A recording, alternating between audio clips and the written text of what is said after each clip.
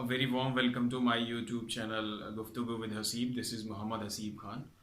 Today I will be discussing the process of glycolysis. In the last lecture, I had discussed the basic introduction of the glycolysis with you all. So today the focus will remain upon the exact mechanism underlying the process of glycolysis. So let's begin with the conversion of the glucose into the glucose 6-phosphate. That is the first step of the process of the glycolysis, right? So in the process of glycolysis, the first step is the conversion of glucose into glucose 6-phosphate. Here I am encircling this for P to show it as phosphate, right? So in the first step, the glucose, which is an aldehydic sugar, has been converted into glucose 6-phosphate, where the phosphate has been added to the 6th position or 6th carbon of the glucose, right? So this phosphate has come from the ATP. So your ATP has been converted into ATP. ATP has been converted into ADP. That is 1 phosphate less. This is the first step, right? The enzyme is hexokinase. You can call it as glucokinase as well, right? So the glucose has now been converted into glucose 6-phosphate by the removal of 1 phosphate from the ATP, right? So the glucose 6-phosphate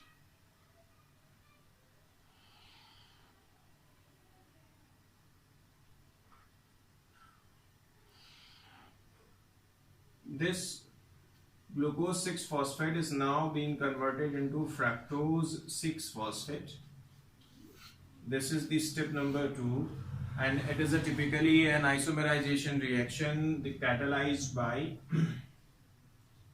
hexose isomerase. Hexose isomerase enzyme will convert the glucose 6-phosphate into fructose 6-phosphate, right? So the very important distinction over here is the glucose is an aldehydic sugar, whereas the fructose is an ketonic sugar, right? Now in the third step, the fructose 6-phosphate gets converted into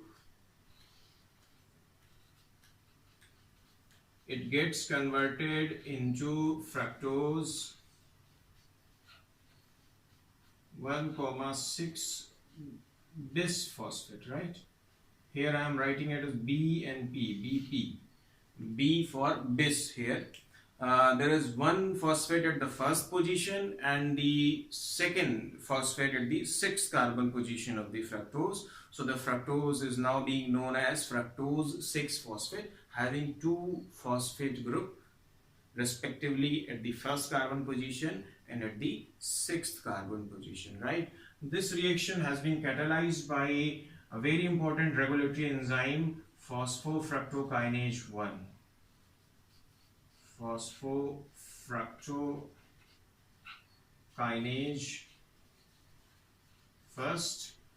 In short, it is known as PFK first, right? So this is again your ketonic sugar. So in the 4th step, this is the 3rd step. So in the 4th step,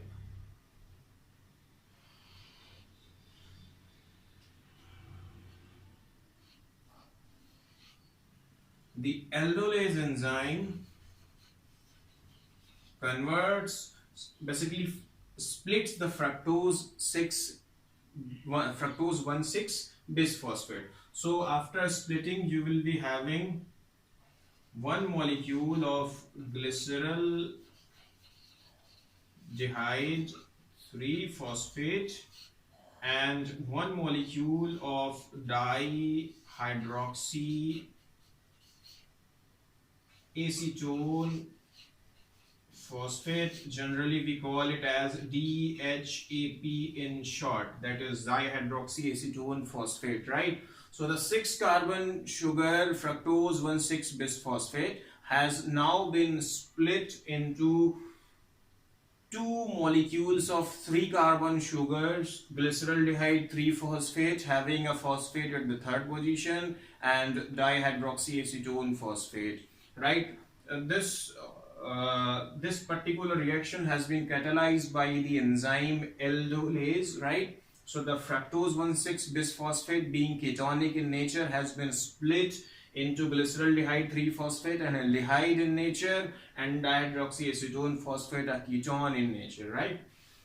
So in the next step, that is in the fifth step of the process, the dihydroxyacetone phosphate gets converted into glyceraldehyde 3 phosphate, right? So we have one molecule of glyceraldehyde 3 phosphate with us. The another molecule we will get when this dihydroxyacetone, that is dihydroxyacetone phosphate, that is DHAP, gets converted into glyceraldehyde 3 phosphate, right? So glyceraldehyde 3 phosphate, glyceraldehyde 3 phosphate. Now we have two molecules, right? Okay, so this reaction has been catalyzed by triose phosphate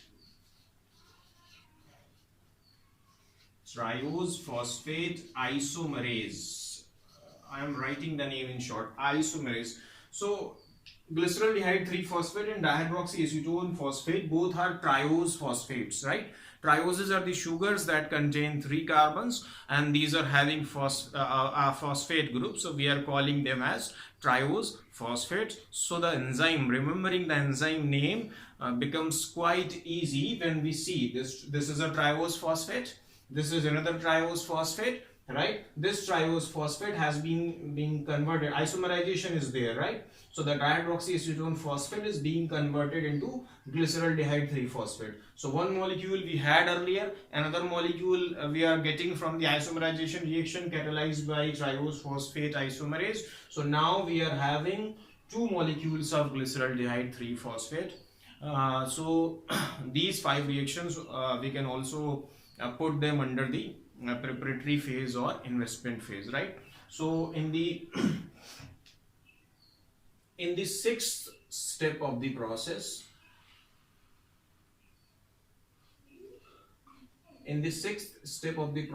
there will be input of 2 NAD plus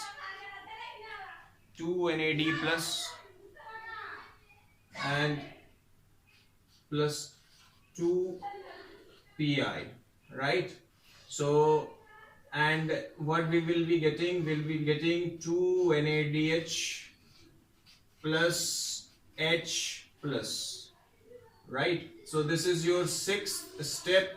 Here one phosphate each is being added at the first position of the glyceraldehyde 3 phosphate, right? One phosphate each is being added at the first position of the glyceraldehyde 3 phosphate. Remember, we are having two molecules of glyceraldehyde 3 phosphate obtained via step number 5. So on both these two molecules of glyceraldehyde 3 phosphates, one molecule of phosphate will be added, right? So the glyceraldehyde 3 phosphate will be known as now 1,3-bisphosphoglycerate. Bisphosphoglycerate, right? Again, two molecules we are having.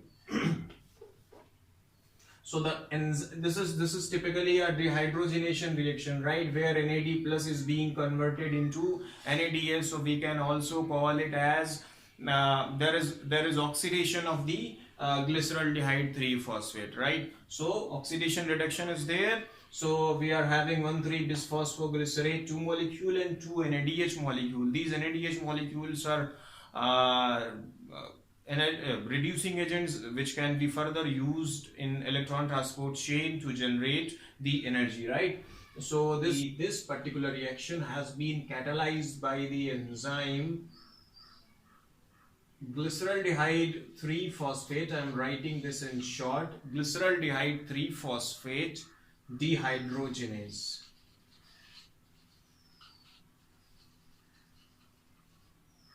Now see, we are going through a very important step.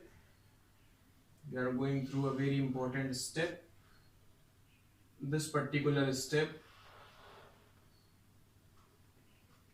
here, the phosphate molecule presented the first carbon position of the 1,3-bis phosphoglycerate. We are having two molecules, remember this in your mind, right? So the phosphate molecule present at the first carbon position, that is 1,3-bis phosphoglycerate, will now be removed and will be added on a ADP molecule, right? So we are having two molecules of 1,3-bis phosphoglycerate. So two phosphates will be removed from the first position, right, from each molecule, so, and will be transferred to two different ADP molecules. So two ADP molecules will be converted into two ATP molecules. This is your step number 7, right?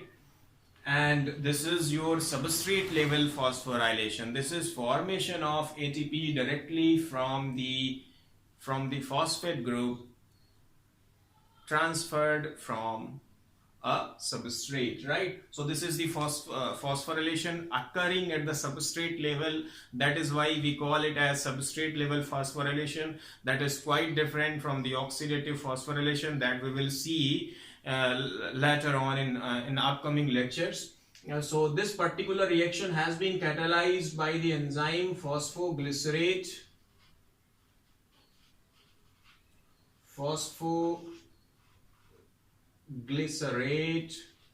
kinase, right? So kinases are the enzyme that transfer the phosphate group from one substrate to the another substrate. These not only remove the phosphate group but also transfer to a particular destination, right? Like here, the kinase has removed the phosphate from the first position of 1,3-bis phosphoglycerate and has transferred the same phosphate to the ADP molecule, thus converting the ADP into ATP. So this is one of the substrate level phosphorylation reactions taking place in the process of glycolysis. So the resulting structure will now be known as 3-phosphoglycerate.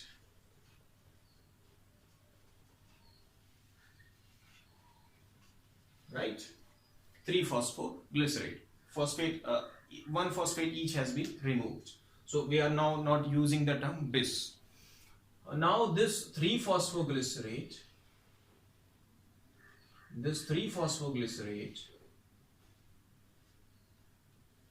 will be converted into 2-phosphoglycerate.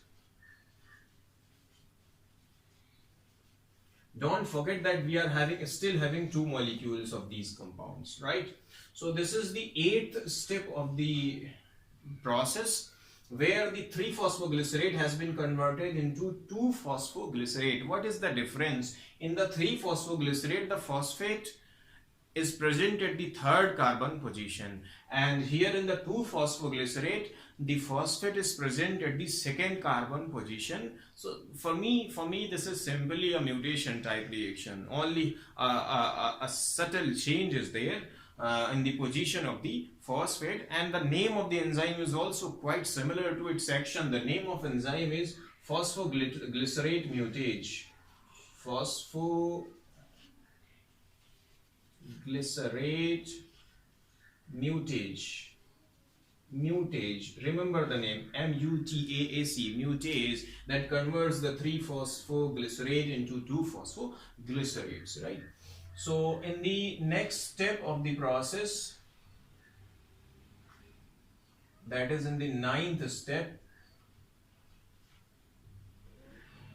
there is removal of two water molecules, one each from every 2-phosphoglycerate molecule, and the enzyme is enolase, Enolase. Enolase enzyme converts the 2-phosphoglycerate into phosphoenol pyruvate. Phosphoenol pyruvate. Again we are having two molecules of phosphoenol pyruvate. So starting from here we are having two molecules, right? Two, and two. Now in the final step of the process of the glycolysis, this phosphoenol pyruvate will be converted into pyruvate. So your journey from the glucose to pyruvate will be completed. So this phosphoenol pyruvate that we normally, in short, we call it as PEP, will now be converted into two molecules of pyruvate with the gain of two ATP molecules. This is the step number 10, and the reaction is catalyzed by the enzyme pyruvate kinase.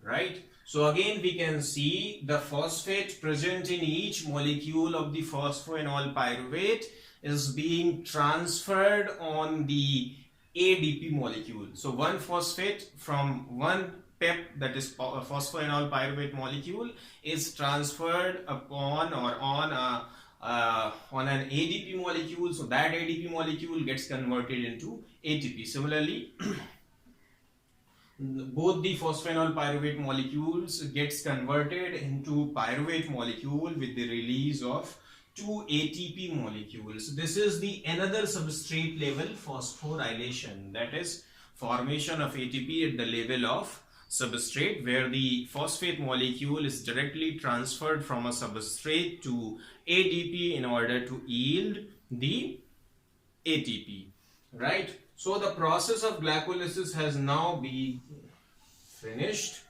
The major gains in this whole process can be summarized as: one, the conversion of glucose into pyruvate, that is a 6-carbon sugar glucose gets converted into two molecules of 3-carbon compound pyruvate, right? Total 4 ATP molecules are generated, right? And 2 are being consumed, so the net gain remains of 2, that is 4 minus 2. And there is also gain of 2 NADH molecules that will be further used in the electron transport chain to donate their electron and to fuel the formation of ATP via oxidative phosphorylation. So by doing so, we have finished the process of glycolysis. Hopefully you have understood all the aspects of the process of glycolysis, and if you are having any query, you can directly post in the comment section of the video, right? And please do subscribe, like and share, because this is something that is not possible without your cooperation and motivation. Thank you so much for the watching. In the next video, I'll be discussing the fate of the pyruvate, that is the pyruvate that we have obtained via the process of glycolysis.